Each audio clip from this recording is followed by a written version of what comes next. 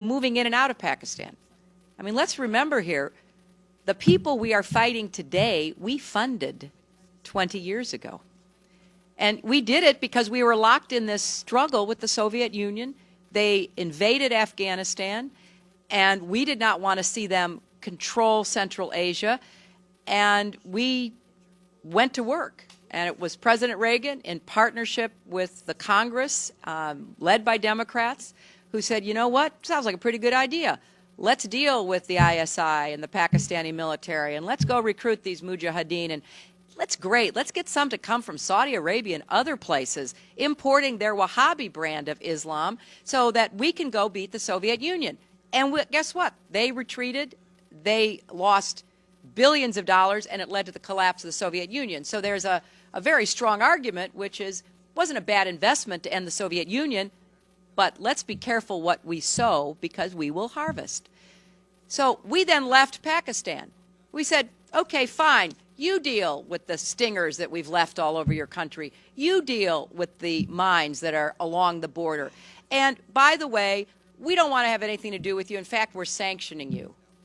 So we stopped dealing with the Pakistani military and with ISI, and we now are making up for a lot of lost time. So this is an incredibly difficult set of issues that are all interconnected. But, you know, we can point fingers at the Pakistanis, which is, you know, I did some yesterday, frankly, and it's merited because we're wondering why they don't just get out there and deal with these people. But the problems we face now, to some extent, we have to take responsibility for having contributed to. We are developing what we think to be very positive relationships with the civilian, the military, and the ISI leadership. But I think any analyst will tell you that we can actually talk to and relate to the top leadership, but we have not had a continuing dialogue or training or contact with a lot of the middle leadership who have been influenced by the trends of increasing Islamization that have swept the Muslim world. So I put that out there because I think we have to think of the context in which we are dealing here. And just quickly on Hamas, look, I understand the sensitivity about this. I believe that we have a proposed policy in the supplemental that is an important way of our being able to encourage a unity government that does accept the quartet principles. And I would just underscore what I said about Northern Ireland.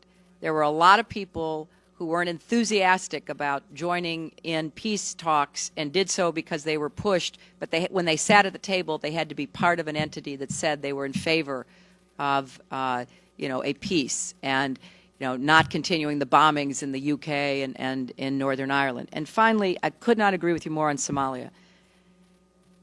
You know, we left Somalia for good reason. We said, what are we doing in Somalia? You know, President Bush, first President Bush, had us go in on a humanitarian mission. We were never adequately resourced for that mission. We didn't have sufficient forces there. You all know what happened. We withdrew. We said, fine. It's been basically a failed state, and Al-Qaeda and their allies love failed states. I mean, they just love them because they can set up shop and nobody's there to do anything to them. So we are looking at not only the piracy challenge, but how do we support this new federal transitional government of Sheikh Sharif, who at least has said a lot of the right things about how he wants to deal with al-Shabaab and the insurgency. But I totally respect these three questions because they illustrate the challenges that we are confronting. Thank you.